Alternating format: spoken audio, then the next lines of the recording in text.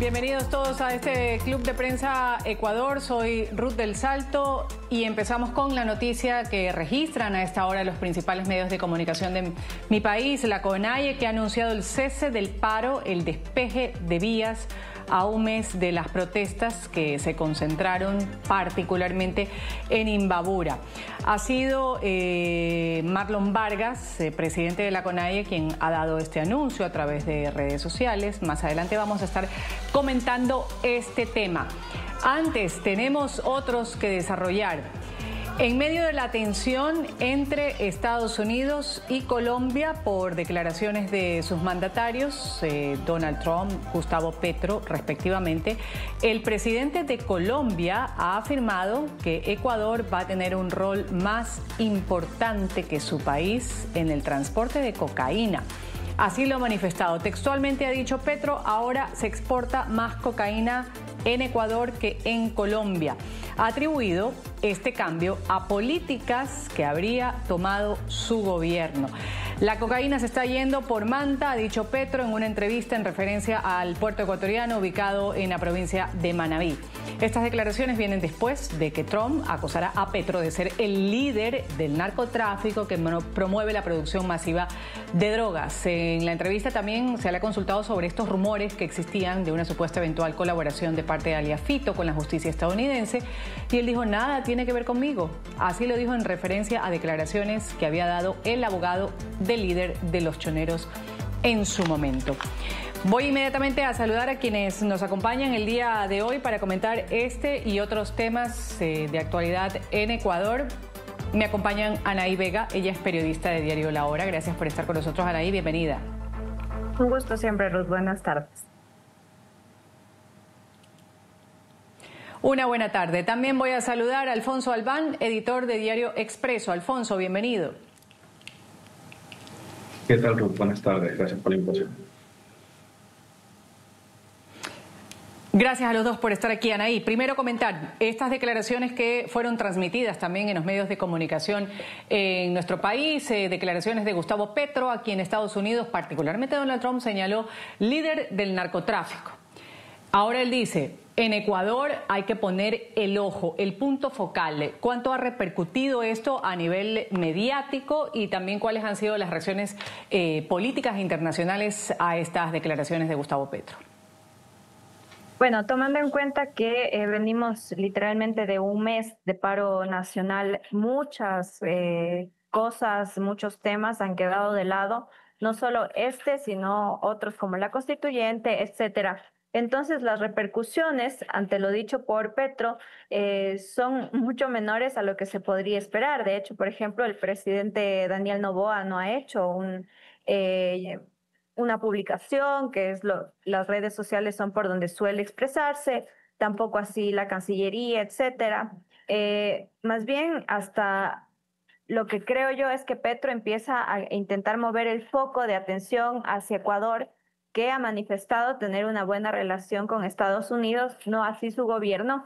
Y recordemos que no hay una cifra que sustente lo que está diciendo el presidente colombiano, ya que según los últimos informes sobre drogas en el mundo, Ecuador se mantiene en el cuarto puesto de más incautaciones de envíos de droga a nivel mundial, por debajo de Colombia, Perú y Bolivia. Entonces, Gustavo Petro salta y sale con esta acusación, pero no existe un fundamento en cifras que pueda decir o demostrar lo que él ha señalado sobre Ecuador, de trasladar el tráfico hacia Manta, como él lo menciona. No por esto no queremos decir que no haya en Ecuador una crisis ligada al narcotráfico. Claro, claro. Alfonso, adelante, también consultarte sobre estas declaraciones para después entrar en materia sobre esto que ha dicho pues Anaí, sin duda alguna, la posición de Ecuador con respecto al tráfico de drogas. Adelante. Sí, coincido con Anaí en que, claro, los problemas que está viviendo en este momento Ecuador son mucho más grandes y mucho más graves, como para centrar las declaraciones del presidente Petro dentro de las prioridades de la agenda del gobierno ecuatoriano, ¿no? También vale la pena precisar que declaraciones anteriores del presidente Petro, no solamente sobre este caso en particular, sino también sobre otros casos en redes sociales, tampoco han sido declaraciones muy, ¿cómo llamarlo?, muy justas, tampoco han sido declaraciones pues muy bien recibidas, y en todo caso han sido declaraciones o posiciones o posturas o comentarios que han acarreado muchas críticas, muchos cuestionamientos, incluso hasta muchas burlas, ¿no? Porque si de algo se ha caracterizado el presidente Petro es de reaccionar muy, de manera tal vez muy rápida o muy ligera, mejor dicho, en redes sociales, que incluso hasta falta de ortografía se le van, ¿no? Entonces, viniendo de él, de este tipo de reacciones, tampoco se las debe tomar en la medida en la que también de quién viene, ¿no? A eso me refiero, ¿no? Entonces, sí, efectivamente, las declaraciones del presidente Petro no están dentro de la agenda de Ecuador en este momento, porque la agenda de Ecuador en este momento es otra, ¿no? Y es mucho más cercana a extender la mano o sí, extender la mano hacia Estados Unidos, ¿no? Ya vamos a comentar también sobre las relaciones entre Estados Unidos, Ecuador, buenas relaciones, al menos eso declarado por los gobiernos de estos dos países en mención. También la agenda de la presidencia del gobierno está centrada, como bien lo ha dicho Alfonso, en otros problemas locales, de los cuales pues ya ha habido al parecer un acuerdo. Lo vamos a comentar en el siguiente bloque, este fin de lo que sería un paro de casi 31 días, un paro que hubo en algunos sectores de nuestro país. Ecuador paralizó, hubo pérdidas de vidas, millonarias también en algunos comercios y demás. Ahora, con respecto o volviendo al presidente de Colombia, que habló sobre la exportación de drogas desde Ecuador, ¿cómo están manejando eso desde el gobierno de Daniel Noboa? Había siempre un comunicado y él lo decía, de hecho le había mandado un comunicado hace poco al gobierno de los Estados Unidos afirmando que ellos están en su lucha contra el narcotráfico, firmes en redes sociales para afirmar que Ecuador se mantiene en esta lucha global, además lo decía, contra el narcotráfico y también lo que tiene que ver con minería ilegal. Bueno, sí, precisamente en el marco de las protestas sociales, y hay que ligarlo todo, porque en medio del paro nacional, el ejército ecuatoriano bombardeó una de las principales minas de minería ilegal, valga la redundancia, en Buenos Aires, en la provincia de Imbabura. Bombardeó este territorio donde se ha analizado, se cometen muchos delitos en torno al oro de estas minas. Entonces, ese ha sido uno de los, el ministro de Interior, John Reinberg, señalaba que este era el primer ataque en la historia del país que se hace con esta magnitud a este tipo de comercio ilícito de tráfico de minerales. Por otro lado, en cuanto a las relaciones con el gobierno de Estados Unidos, ya lo ha dicho Daniel Noboa en reiteradas ocasiones, que están buscando y que siguen buscando la cooperación internacional para poder luchar contra el narcotráfico. Una de estas estrategias dentro del gobierno de Daniel Noboa es incluir en la constituyente la pregunta sobre si queremos que vuelvan o no las bases militares extranjeras, precisamente de Estados Unidos, a territorio ecuatoriano. Entonces muestra estas similitudes, además de ideologías,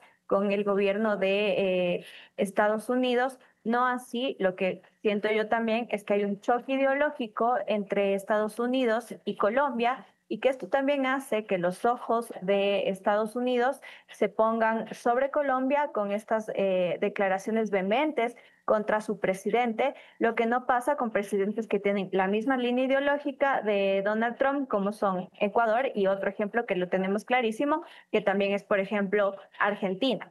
Entonces también creo que esta disputa en donde Ecuador está alejado del foco desde la visión de Estados Unidos tiene también que ver con un tema el tema ideológico que tienen entre países, ¿no? Que tanta cooperación existe. Y precisamente por eso es que las tensiones se muestran con gobiernos no afines a Estados Unidos, en este caso Colombia, que también ha manifestado su presidente, pues voluntad o afinidad política con otros gobiernos como Venezuela.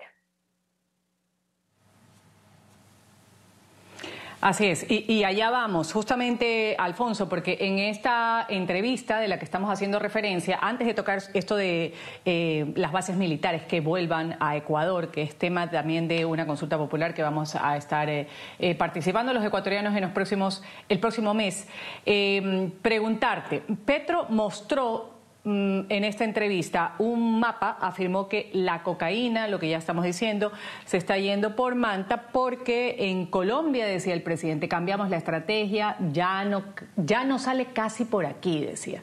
El presidente también cuestionó las acusaciones de Washington contra el cartel de los soles ligado a Nicolás Maduro, al régimen de Maduro, y preguntó, ¿de quién es el cartel de los soles si la droga se va por Ecuador? ¿Qué traían estas declaraciones que además hablaba del cártel de los soles, mencionaba a nuestro país y demás?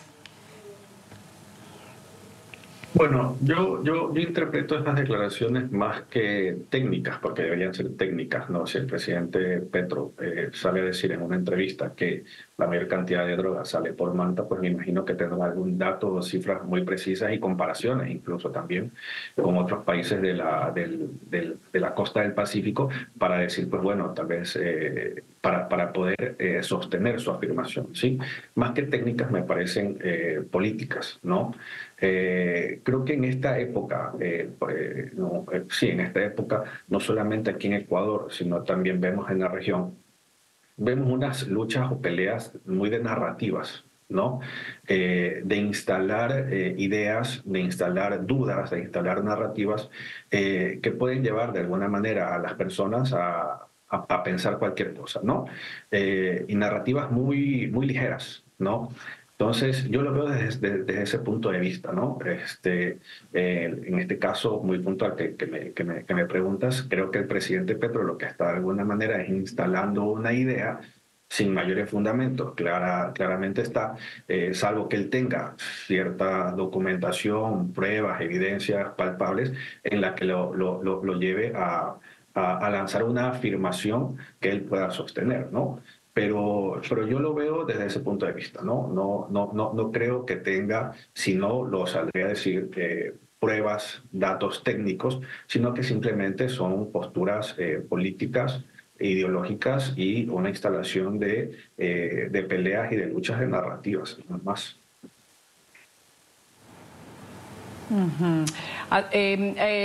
Sí hay unas cifras de Naciones Unidas, por ejemplo, contra la droga y el delito que dice que los cultivos de coca en Colombia crecieron un 3% en el 2024 con un abandono del 50% de plantaciones en zonas selváticas.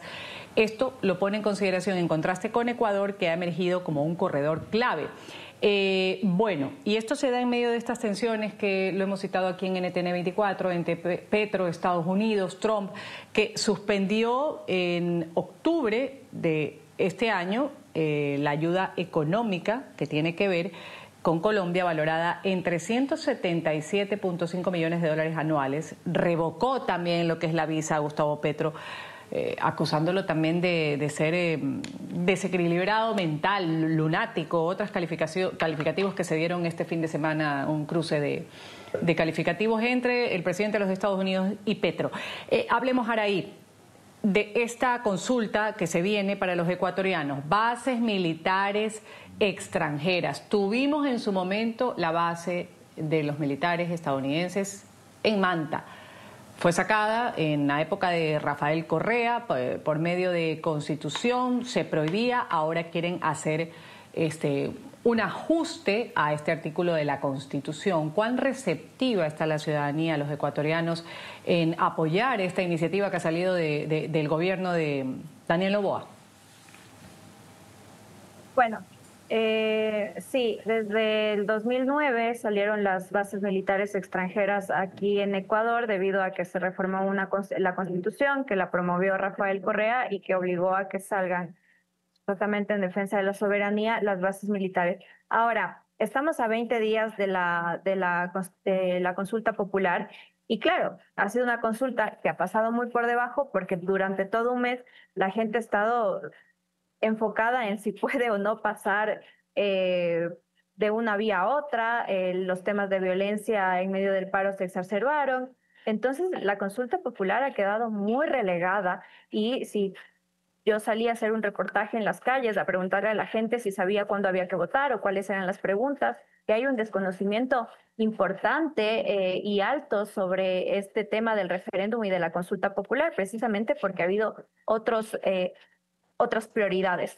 Ya tomando en cuenta en esto, varios expertos afirman que esta podría ser una de las preguntas que podría obtener el sí, tomando en cuenta toda la campaña que se ha hecho desde antes, señalando que con la salida de las bases de Manta hubo menos facilidad de dar lucha contra el narcotráfico y eso pues disparó los niveles de violencia que hoy por hoy vivimos. Entonces, esta pregunta que intenta reformar el artículo 5 de la Constitución podría ser una de las que tenga amplia aceptación dentro de la ciudadanía. Sin embargo, hay que ver porque sí se ha golpeado igual la imagen del presidente al tener un paro nacional tan prolongado y pues en haber dicho en diversas ocasiones que no se sentará a dialogar, que finalmente fue lo que no pasó.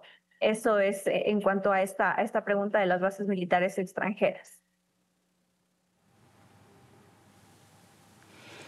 Alfonso Albán, ¿cómo está lo de las bases militares extranjeras, la recepción de los ecuatorianos ante pocos días que nos separan de esta consulta?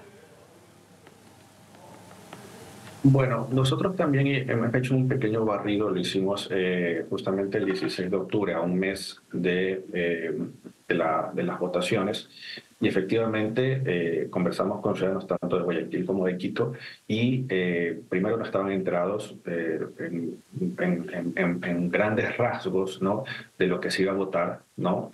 Pero coinciden que el tema de las bases militares es un tema que sí está en el radar del ciudadano. Sigue estando en el radar del ciudadano porque fue uno de los primeros que el gobierno pues lo instaló y lo promovió, ¿no? No sabría decirte en este momento porque no he revisado ni he visto como mediciones muy recientes sobre la recepción de los ciudadanos, pero en este ejercicio de conversar con ellos, pues sí, es un tema que está ahí, y siento que también coincido con Anaí, que es una de las preguntas que muy posiblemente gane el sí, porque igual seguimos viviendo en un ambiente de temor, ¿no? Seguimos viviendo en un ambiente de temor. Recordemos que en Guayaquil hace poco hubo la explosión de un carro bomba, y todo este ambiente de temor hace que el ciudadano pues vea en cualquier alternativa una solución. Y es muy posible que vean en esta pregunta, la instalación de bases militares, de prohibirlas o no, una solución al tema de la inseguridad, ¿no? Entonces es muy posible que esta pregunta, el día 16 de noviembre, pues alcance una valoración bastante importante a favor del sí. Vamos a ir a un pequeño corte comercial. Esto es Club de Prensa Ecuador. Araí Vega, periodista de Diario La Hora, Alfonso Albán, editor de Diario Expreso, me acompañan en esta tarde. Volvemos luego del corte. Continuamos con Club de Prensa Ecuador por NTN 24, el canal de las Américas.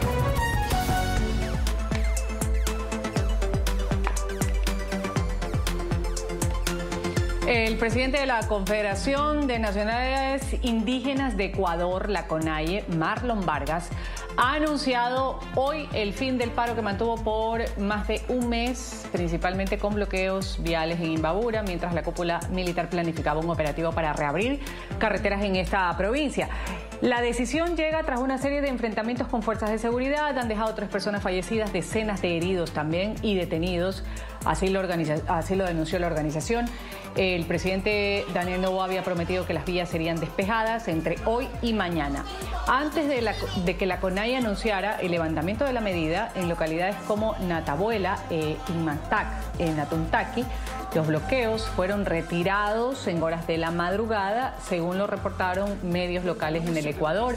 El sistema de seguridad ECU 911 también dio cuenta de la disminución del número de cierres viales en este sector.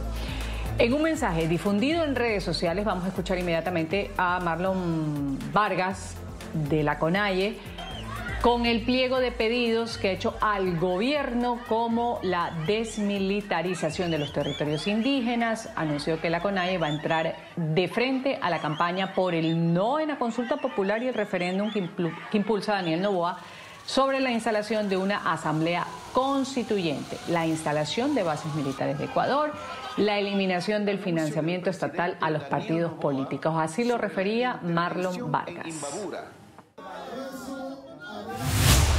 Queridos hermanos y hermanas de los pueblos y nacionalidades del Ecuador, el reciente anuncio del presidente Daniel Noboa sobre la intervención en Imbabura con toda la fuerza del Estado nos causa profunda preocupación. En los últimos días hemos sido testigos de la brutal represión ejercida contra nuestros hermanos y hermanas en varias provincias del país. Producto de eso, tenemos 3 muertos, decenas de heridos y comunidades enteras viviendo bajo el miedo y la represión. Frente a esta realidad, hemos tomado una decisión difícil, pero necesaria: el cese del paro, despejar las vías y replegarnos a nuestros territorios. Alfonso Albán, voy a empezar contigo.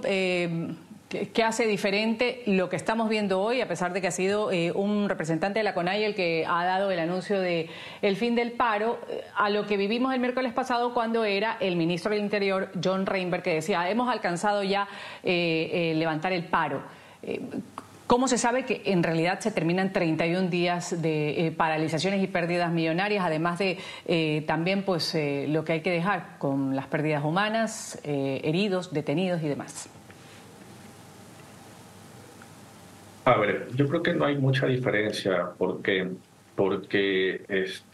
si bien ahorita estamos viendo al líder de la CONAIE, cabeza principal de las movilizaciones, y quien de alguna manera, por decirlo de alguna forma, lleva la batuta de los reclamos, en este caso en particular, vemos diciendo que hay un cese. Porque si en esta paralización la CONAIE se ha notado, o sea, dibujado muy fragmentada, ¿no? De hecho, hace poco la UNORCAT de Cotacachi acaba de decir que no, ellos no van a plegar a ese llamado de la CONAIE, y que ellos mañana van a hacer una marcha en Cotacachi, que luego van a proceder a analizar la decisión del cese del paro que ha tomado la Confederación de Nacionalidades Indígenas. Así que el liderazgo de Vargas es un liderazgo, a diferencia del liderazgo que de alguna manera nos presentó o evidenció Leonidas Issa, es un liderazgo un poco débil, ¿no? Entonces, por eso te digo que no hay mucha diferencia, ¿no? Mañana puede que algunas otras organizaciones pequeñas, como la de Cotacachi, desconozcan esta decisión de la CONAIE, y sigamos viendo provincias de alguna manera bloqueadas, como la provincia de Imbabura, ¿no? Entonces es eso. Mientras Marlon Vargas no represente todas las voces dentro de la organización de la CONAIE, pues seguiremos viendo, o muy posiblemente seguiremos viendo mañana, focos de protesta en algunas provincias. Araí, ¿tienes la misma sensación de Alfonso Albán que podría resultar mañana? Claro, son varios grupos, representaciones, pero la semana pasada cuando Reinberg salió diciendo que ya se levantaba el paro era porque había hablado con algunos representantes de alguna comunidad quichua en Imbabura, salieron los de la CONAIE a decir a mí no me convocaron a esta reunión. Ahora sale el de la CONAIE y seguramente aparecerán otros grupos diciendo que ellos no han sido convocados tampoco para lograr este cese al paro. Bueno, a diferencia del primer diálogo, digamos que fue un diálogo sin la CONAIE, que es la cabeza de este paro nacional, porque es la que el 22 de septiembre inicia y convoca sus bases. En esta ocasión, claro, la CONAIE es la que dice vamos a despejar las vías, hace un pliego de peticiones. Y la diferencia también es que el paro ya es insostenible para todo el mundo. Las pérdidas solo en Imbabura, me parece hace poco nos decían, alcanzaban los 58 millones de dólares. Y a nivel nacional todavía se están haciendo cálculos, pero la gente, los expertos proyectan que las pérdidas económicas por el cierre de vías, por las paralizaciones, llegan a los 300 millones de dólares. Entonces el paro es insostenible y si hay fragmentación dentro de la CONAIE o bases que no quieren plegarse al final del paro, va a ser difícil que se sostengan porque ya la economía no aguanta y porque además hace pocos minutos la Policía Nacional nos envió ya videos de Cayambe, por ejemplo, que es una vía de acceso entre Imbabura y Quito, y nos enviaba estos videos, yo no sé si se puede ver en la cámara, fotos y videos, donde ya estaban habilitando la vía en Cayambe, y enseguida empezó ya la policía a hacerlo. Por otro lado, creo que el estudio después de esto, yo no creo que continúe el paro a estos niveles, así en Cotacachi quieran continuar o no estén de acuerdo, porque es insostenible, como lo repito. Otra cosa, la CONAIE viene muy fragmentada. La Amazonía no se unió, la Guardia Indígena no se unió, y es uno de los pilares, y esos fueron los pilares en el paro del 2019 y el 2022. La CONAIE y el movimiento indígena viene de golpes importantes a nivel electoral, porque no alcanzaron más del 5% en elecciones, a nivel legislativo, porque han tenido que separar y votar legisladores de Pachacuti que han apoyado proyectos de ley del gobierno de Noboa. Y ahora este es un golpe que hace que la CONAIE desde adentro va a tener que rever cómo se une y cómo vuelve a hacer ese movimiento fuerte, que lo fue en 2019, que lo fue en 2022 y que marcó un hito histórico en los 90, que hoy por hoy no lo está haciendo porque pues ha sido quien ha tenido que ceder sin que el gobierno se siente a dialogar con ellos. El ganador aquí es el gobierno. Ya, el gobierno es el ganador. Alfonso Albán dice, Araí, ha habido... claro, la CONAIE no es lo que en su momento representaba política, ideológicamente, lo que en su momento, con la idea con la que iniciaron. Luego se vio cuando hacían los llamados, las protestas que se dieron en años anteriores, pues todo resultaba ser desastroso. Pasaba de ser una protesta pacífica y se convertía en un desmán en cierto momento. Ahora, el presidente Daniel Noboa, ¿a qué exactamente se ha comprometido? Porque él decía, yo no voy a hablar con gente que son violentos, incluso pues hubo ataques a su persona, se habló desde el gobierno que hubo disparos, hubo golpes, piedras cuando pasaba una caravana presidencial, pero ¿a qué exactamente se ha comprometido Daniel Noboa para que este representante de la CONAIE salga a decir que se levanta el paro? O sea, un compromiso como tal, más allá de este diálogo fallido que hubo en Otavalo, no hay ningún tipo de compromiso, ¿no? Después de este diálogo fallido en Otavalo, salió el mismo ministro Reinberg y la misma ministra Rovira a decir que el acuerdo está roto y que el tema de la respuesta del gobierno hacia los manifestantes va a seguir continuando, ¿no? No hay ningún compromiso por parte del gobierno. Sí, coincido con Anaí de que el gobierno de alguna manera sale victorioso de esta protesta, pero claro, aquí son Tenemos 3 personas fallecidas, tenemos también pues graves pérdidas económicas en Imbabura y en otras partes del país.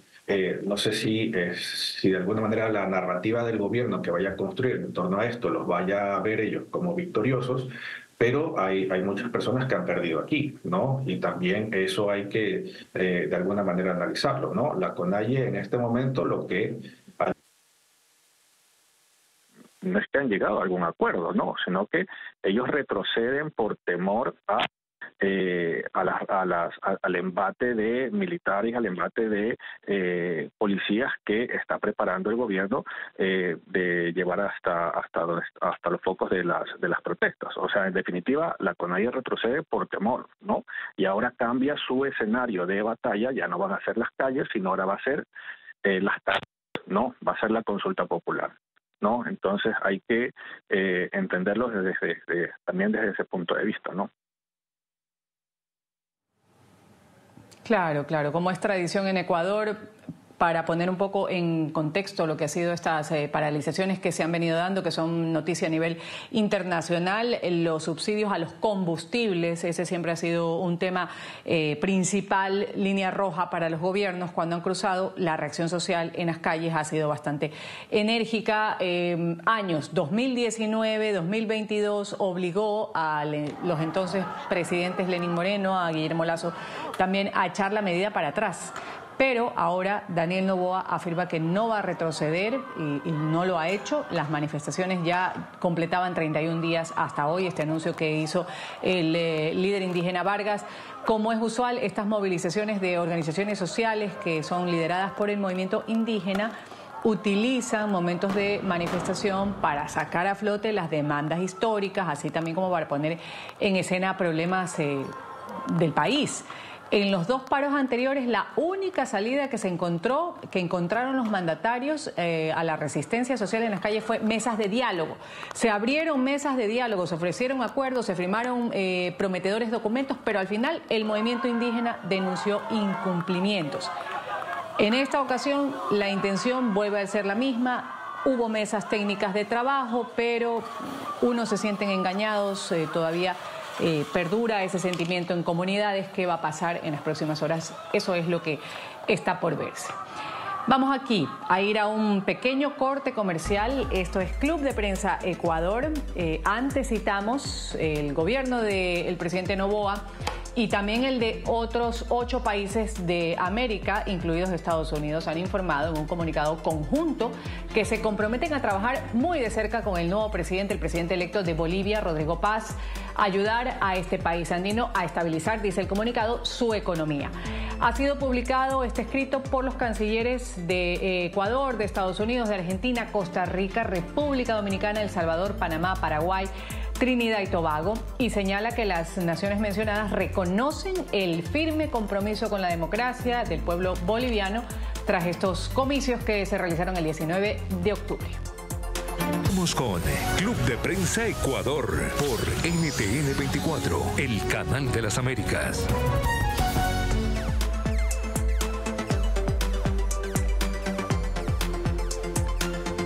Tras un encuentro con la canciller de Ecuador, Gabriela Sommerfeld, el subsecretario del Departamento de Estado de los Estados Unidos, Christopher Landau, ha afirmado que las relaciones entre los 2 países se encuentran en su mejor momento en décadas. Así lo compartió en un mensaje en la cuenta de X. En el encuentro, ambos funcionarios estuvieron conversando sobre desafíos en materia de seguridad, oportunidades compartidas en economía, en comercio.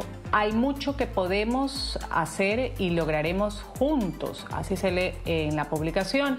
Y llega también un día después de que el presidente de Ecuador escribiera un mensaje en redes sociales dirigido al presidente de los Estados Unidos sobre la lucha global contra el narcotráfico y la minería ilegal, que lo comentamos en el primer bloque. Para Landau, las relaciones entre estos 2 países están incluso en el mejor momento de la historia, así tal cual. Tan de bien nos va con todo Araí Vega esto de la relación, un diálogo que abordó estos temas de interés común, movilidad humana, también inversión, seguridad y un contexto regional. Tuvimos la visita de Marco Rubio en el país hace poco, ¿Qué hay para comentar sobre estas relaciones y qué de esto pues, puede ser provechoso para nuestro país? A ver, ha sido clara la postura del gobierno ecuatoriano y siempre habla de sus relaciones con Estados Unidos. Además de las visitas que ha hecho allá, ha sido bien recibido. Altos funcionarios del gobierno estadounidense han llegado acá a Ecuador y el tema central de estas reuniones es la seguridad, la lucha contra el narcotráfico, la minería ilegal, que son aspectos que afectan a la vida del país y que se requiere de apoyo internacional, por supuesto. Lo que yo siempre me pregunto, y a veces soy muy repetitiva en esto, es que si tan buena relación tenemos con Estados Unidos, ¿por qué no hemos logrado que nos bajen, por ejemplo, los aranceles? Porque en la lista de personas a las que subieron estos aranceles, de países a los que Estados Unidos subió estos aranceles, estaba Ecuador, y aunque se habló de mesas de trabajo y que podían llegar a un arancel cero o que baje del 10%, estamos con un arancel del 15% que nos evita la competitividad a nivel internacional, y esta competitividad también afecta y golpea a la economía ecuatoriana, y pues, sin una buena economía, sin una economía saludable, tampoco se puede luchar contra el desempleo y otras causas que son parte del problema del narcotráfico y de la violencia y del crimen organizado. Entonces, hay una clara postura de Estados Unidos y Ecuador de luchar contra la violencia generalizada, contra el crimen organizado, pero no así pasan estas buenas relaciones, o no se ven estas buenas relaciones en otros temas como lo económico e incluso lo social, porque recordemos que en el tema de redadas migratorias, etcétera, no hay un acuerdo, por ejemplo, migratorio con facilidades para ecuatorianos, por ejemplo. Entonces, es una cooperación muy centrada en la seguridad.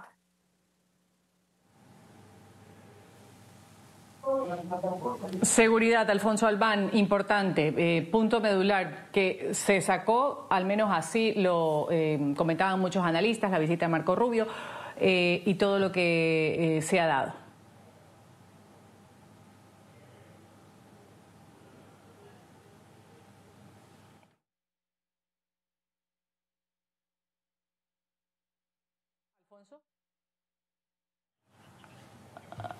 Bueno, vamos a seguir conversando con Araí Vega con respecto a esta relación en su mejor momento. Araí, tú decías, claro, el tema de seguridad es importante para los ecuatorianos. Hay muchos puntos que se han puesto sobre la mesa. En cuanto a minería ilegal, que también lo menciona el presidente Daniel Noboa y le dice, Mr. Trump, President Trump, estamos de acuerdo con todo lo que usted está haciendo para combatir incluso el narcotráfico, refiriéndose a todo lo que se está dando, esta operación en contra del narcotráfico en aguas internacionales.